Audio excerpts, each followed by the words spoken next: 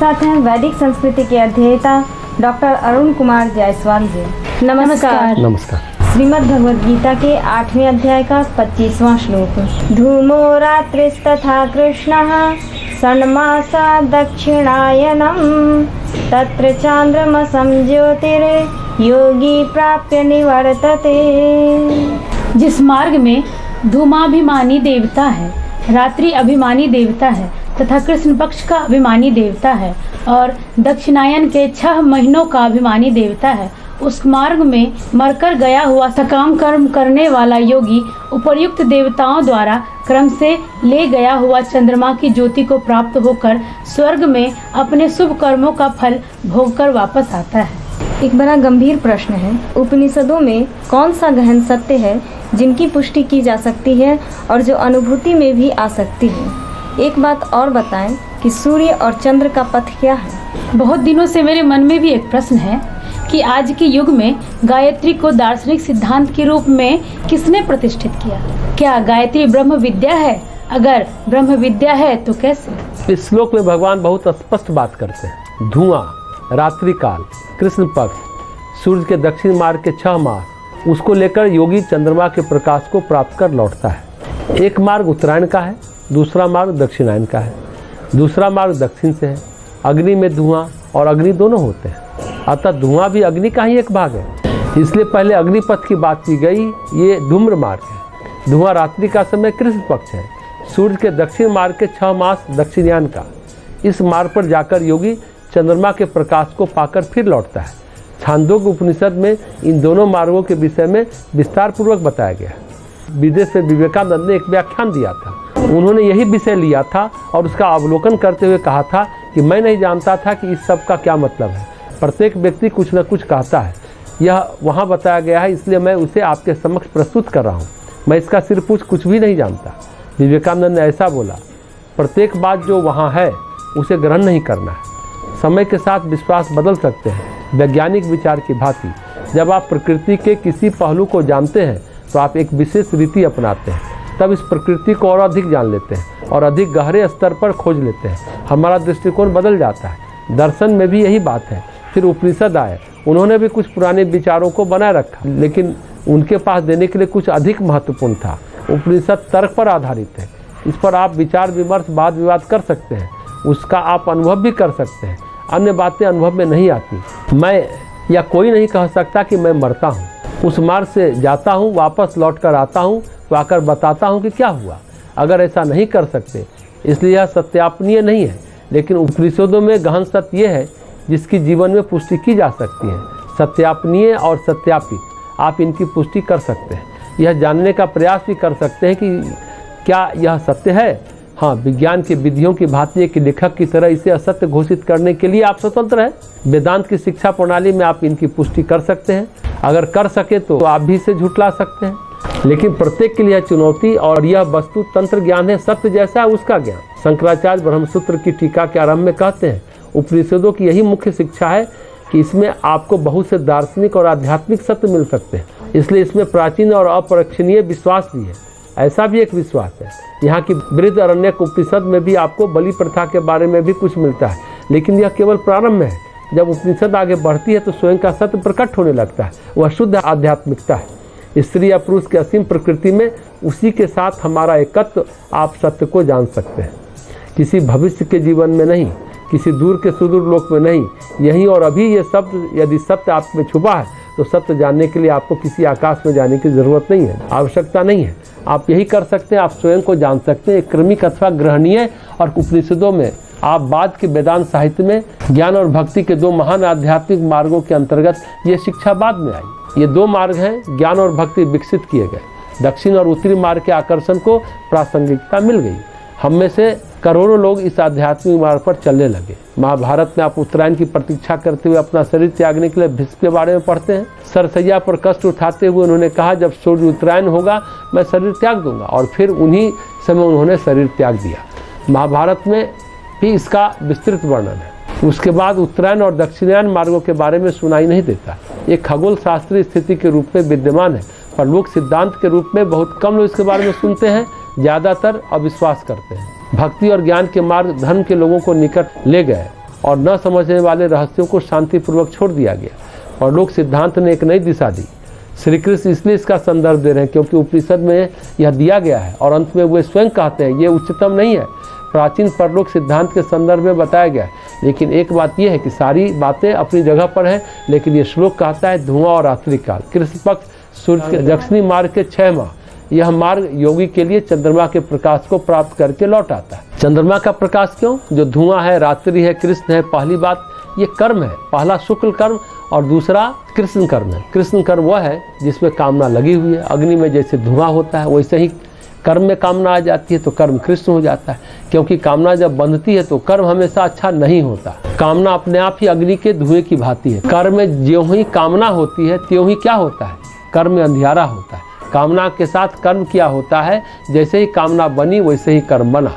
कामना के साथ कर्म में कुछ न कुछ दोष आ ही जाते हैं। निष्कामता में दोष नहीं है, लेकिन कामना के साथ दोष आ जाते हैं। जब आप कर्म करेंगे तो कुछ न कुछ गलत हो ही जाएगा, कुछ न कुछ कर्म फल विधान के घेरे में आ ही जाएंगे, चाहे वह कितना बड़ा पुण्य कर्म हो, यज्ञ कर्म हो, सत्कर्म हो। हाँ, जहाँ तक निष्कामता है तो स्वार्थ और अहम से यानी कर्म से ही असंपृक्त है तो पुण्य हो रहा है या पाप हो रहा है, आप उसे अछूते हैं। पर जैसे ही कामना आई वैसे ही आप अच्छा करो या बुरा करो, कुछ न कुछ दोष लग ही जाएगा। तो दूसरी बात, कामना के साथ आसक्तियाँ बंधी होती हैं। जब आसक्तियाँ बंधी होती हैं तब वह मार्ग दक्षिणायन का मार्ग है। आप ऊपर जाते हैं और आप कितने भी ऊपर चले जाए, चाहे आप ब्रह्मा पद तक चले जाएं, पर वह यात्री लौटेगा जरूर। सूर्य का पथ है और चंद्र का पथ है, जैसा प्रश्न किया गया। कहते हैं चंद्र से प्राण होते हैं, लौटने वाली जीवात्मा होती है, वो चंद्र मार्ग से लौटती है, सूर्य मार्ग से लौटती ही नहीं है। सूर्य जगत की आत्मा है, जो चंद्र का मार्ग है वह प्राण का मार्ग है, सोम का मार्ग है, यानी प्राण का मार्ग, और प्राण के मार्ग से आदमी जरूर लौटेगा। वह स्वर्ग में कितनी देर रह ले, किसी लोक में कितने दिन भी रह ले, लेकिन चंद्र मार्ग से लौटेगा जरूर। दक्षिणायन मार्ग वापस लौटने का मार्ग है। उत्तरायण मार्ग के लोग सूर्य की धारणा करते हैं, यानी आत्म मार्ग की धारणा करते हैं, इसलिए गायत्री सूर्य का मार्ग है, आत्म मार्ग है। गायत्री को युग ऋषि वेदमूर्ति तपोनिष्ठ पंडित श्री राम शर्मा आचार्य जी ने दार्शनिक सिद्धांत के रूप में, एक चिंतन के रूप में प्रतिष्ठित किया, सांस्कृतिक सत्य के रूप में प्रतिष्ठित किया। लेकिन अभी तक गायत्री ब्रह्म विद्या के मंत्र के रूप में प्रतिष्ठित नहीं हो पाई गुरुदेव के द्वारा। यह उदाहरण अभी कहीं नहीं मिलता। गायत्री को उन्होंने संस्कृति के सूत्र के रूप में प्रतिष्ठित किया, यह उदाहरण मिलता है, लेकिन गायत्री को ब्रह्म विद्या के रूप में प्रतिष्ठित किया, यह उदाहरण अभी नहीं मिलता है। लेकिन गायत्री वास्तविक और अंतिम रूप में वह ब्रह्म विद्या है, ऐसा शास्त्र में वर्णित है। आने वाले समय में ये उदाहरण भी मिलेंगे। उपनिषदों में जो गायत्री का विज्ञान है वह ब्रह्म विज्ञान है। गुरुदेव श्री राम शर्मा आचार्य ने गायत्री को वेद विद्या के रूप में प्रतिष्ठित किया और बहुत कुछ पौराणिक विद्या भी गायत्री के रूप में प्रतिष्ठित किया, लेकिन जो गायत्री का उपनिषद सत्य है वो अभी प्रतिष्ठित नहीं है। दरअसल गायत्री ब्रह्म विद्या है, वह हमें ब्रह्म विद्या के योग बनाता है। कहते हैं कोई तत्व ज्ञान पाना है साधना में तो गायत्री का 1 साल 2 साल अनुष्ठान करना चाहिए, क्योंकि गायत्री का सूक्ष्म तत्व हमारे शरीर को, हमारे स्थायी को, हमारे मन को ब्रह्म विद्या के योग्य बनाता है। बस मन लगना चाहिए। हालांकि गायत्री में मन लगे तो न लगे तो चित्त की, मन की प्रकृति है, लगे रहेंगे, चाहे 1 साल या 10 साल, 1 जीवन या 10 जीवन लगेगा मन, बशर्ते मन को अन्यत्र लगाने की कोशिश न हो। तो यह है गायत्री तत्व, जो सूर्य तत्व है और सूर्य मार्ग है, आत्म मार्ग ब्रह्म विद्या की प्राप्ति का मार्ग है, फिर वापस न लौटने का मार्ग है। गायत्री जो ब्रह्म विद्या का मार्ग है वह उत्तरायण सूर्य का मार्ग है। पर गायत्री जो नौकरी शादी के लिए जप लो, भले ही गायत्री जप लो, परंतु वह मार्ग दक्षिणायन ही है, उसका कोई अर्थ नहीं है। श्रीमद् भगवत गीता के 8वें अध्याय का 26वां श्लोक। शुक्ल कृष्णे गति हेते जगतः शाश्वते मते एकया यात्यनावृत्ति मन्यया वर्तते पुनः। क्योंकि जगत के ये 2 प्रकार के शुक्ल और कृष्ण अर्थात देवयान और पितृयान मार्ग सनातन माने गए हैं। इनमें एक के द्वारा गया हुआ जिससे वापस नहीं लौटना पड़ता उस परम गति को प्राप्त होता है, और दूसरे के द्वारा गया हुआ फिर वापस आता है अर्थात जन्म मृत्यु को प्राप्त होता है। अभी तक की चर्चा से ये समझ में आया है कि शुक्ल मार्ग से जाने में गलतियाँ नहीं होती या ना के बराबर होती है, जबकि कृष्ण मार्ग से गलतियाँ हो ही जाती हैं। शुक्ल मार्ग से जाने वाली योग्यता कैसे प्राप्त करें? आजकल धार्मिक व्यक्तियों में ढोंग सिर चढ़कर बोल रहा है, लोगों का पथ प्रदर्शन की जगह अपना ही प्रदर्शन कर रहा है। साथ ही आजकल लोग भगवान को बड़े बड़े चढ़ावा चढ़ाते हैं, पर उनमें शुक्ल कर्म का अभाव है, क्या इन चढ़ावों से भगवान प्रसन्न हो जाएंगे? जगत में एक प्रकाशवान और एक अंधकार युक्त मार्ग है। एक सनातन माना जाता है, एक में कोई लौटता नहीं, जबकि दूसरे मार्ग में वापस लौटा दिया जाता है। शुक्ल और कृष्ण, सफ़ेद और काला, ये मृत्यु के बाद का सनातन मार्ग है। आप इनमें से एक मार्ग को जाते हैं तो वापस नहीं लौटते, सीधे ब्रह्म को प्राप्त होते हैं। दूसरे मार्ग से जाते हैं यानी कृष्ण मार्ग से जाते हैं तो सीधे जगत में लौटते हैं। किसी स्वर्ग में अपने शुभ कर्मों का फल भोगने के बाद पितृयान यानी दक्षिणयान की यही विशेषता है। दक्षिणायन में लौटने की व्यवस्था है, जबकि उत्तरायण में लौटने की व्यवस्था नहीं है। दोनों मार्ग के बारे में बताने के बाद भगवान कृष्ण एक और बात बताते हैं, और जो 9वें अध्याय का परिचय देता है। भक्ति के माध्यम से आध्यात्मिक अनुभव यही किया जा सकता है, कहीं इधर उधर नहीं। तो प्रश्न ये है कि शुक्ल और कृष्ण कर्म, महर्षि पतंजलि भी शुक्ल और कृष्ण कर्म की बात करते हैं। कृष्ण कर्म वह है जो अशुभ कर्म है। प्रत्येक सकाम कर्म अशुभ ही है, क्योंकि सकाम कर्म जितना भी बचा कर करो, कितना भी पुण्य करो, लेकिन कहीं ना कहीं कुछ ना कुछ गलती हो ही जाएगी। शुक्ल कर्म है एकदम श्वेत, शुभ, निष्काम, इसमें गलती की संभावना नहीं है। यदि पूर्णतया सारे जीवन आदमी निष्काम कर्म करे, भले दुख में, तकलीफ में, कष्ट में, पीड़ा में, परेशानी में जो कुछ भी करे, उसमें ग्लैमर भले ना हो। धर्म कार्य में आज बहुत ग्लैमर आ गया है। कुछ धार्मिक व्यक्ति अवतार के रूप में प्रतिष्ठित हो जाते हैं। एक अंदर छुपी हुई चाहत बड़ा बनने की होती है। कुछ चुपचाप लेकिन गहरा काम कर जाते हैं, उनके अंदर कुछ नहीं होता पर निष्काम कर जाते हैं। तो शुक्ल कर्म जो है अच्छा कर्म किए, भगवान का स्मरण किए, तो जो भी दुख सुख मिला सहन किए, वह वापस नहीं लौटते। व्यक्ति शुक्ल कर्म से वापस नहीं लौटता। शुक्ल कर्म की गति बड़ी तीव्र होती है। कृष्ण कर्म में प्रश्न ये नहीं कि भगवान को आप क्या चढ़ा रहे हो, कितना भारी भरकम चढ़ा रहे हो, बदले में कुछ आशा तो नहीं है। महत्वपूर्ण ये है, पुण्य की ही कामना तो नहीं है। सत्यभामा कृष्ण को तौली गहने से, जेवर से, हीरे से, मोती से, जवाहरात से, लेकिन क्या हुआ, कृष्ण तौल में ही नहीं आ पाए। रुक्मिणी तौल दी एक तुलसी दल से, तौल में आ गए कृष्ण। तुलसी दल भारी पड़ गया, कृष्ण हल्के पड़ गए। तो भक्ति युक्त कर्म बहुत भारी पड़ता है। वह क्या है, कितना है मालूम नहीं, कितना है, लेकिन भक्ति युक्त है तो भारी है। तो वह भक्ति विहीन है, कितना है तो कोई मोल नहीं, लेकिन भारी नहीं है, कोई अर्थ ही नहीं है। तो कृष्ण कर्म से बचा जाए। पितृयान यानी पितृलोक होकर लौटेगा। देवयान यानी चला जाएगा सीधे ब्रह्मलोक पहुंच जाएगा। तो इस श्लोक में भगवान कहते हैं कि शुक्ल और कृष्ण कर्म का ध्यान रखें तो फिर लौटना नहीं होता है।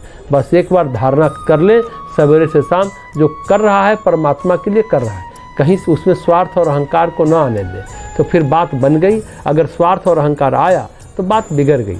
दक्षिणयान यानी कृष्ण कर्म यानी पितृयान, और उत्तरायण यानी देवयान यानी शुक्ल कर्म। लेकिन आज के जो धार्मिक पुरोधा लोग हैं, तथाकथित ही कहिए, सचमुच शुक्ल कर्म का मार्ग नहीं बताते, अपना ही चेहरा चमकाते हैं, अपना ही प्रदर्शन करते हैं। वो किस योनि में जाएंगे, उनका कर्म उनको कहाँ पटकेगा पता नहीं। और दूसरी बात, चढ़ावा जो भी दान पुण्य कर रहे हैं, ये बहुत सही बात है कि सभी शुक्ल कर्म से इकट्ठा किया हुआ धन नहीं है। उनको ये करना चाहिए, धीरे धीरे प्रयास करना चाहिए कि कैसे वो भक्ति मार्ग में शुक्ल कर्म की ओर आ जाए, भक्ति मार्ग की ओर आए। धीरे धीरे उनको भी ये बोध हो जाएगा, ये समझ विकसित हो जाएगी, लेकिन उससे वक्त लगेगा। लेकिन वो दान करते रहें ताकि कुछ तो किया, कुछ तो देने की प्रवृत्ति आई, बदले में भले ही कुछ कामना रही हो, लेकिन देने की प्रवृत्ति अगर धीरे धीरे विकसित रहे तो शायद एक दिन परिवर्तन हो जाए, मन मुड़ जाए।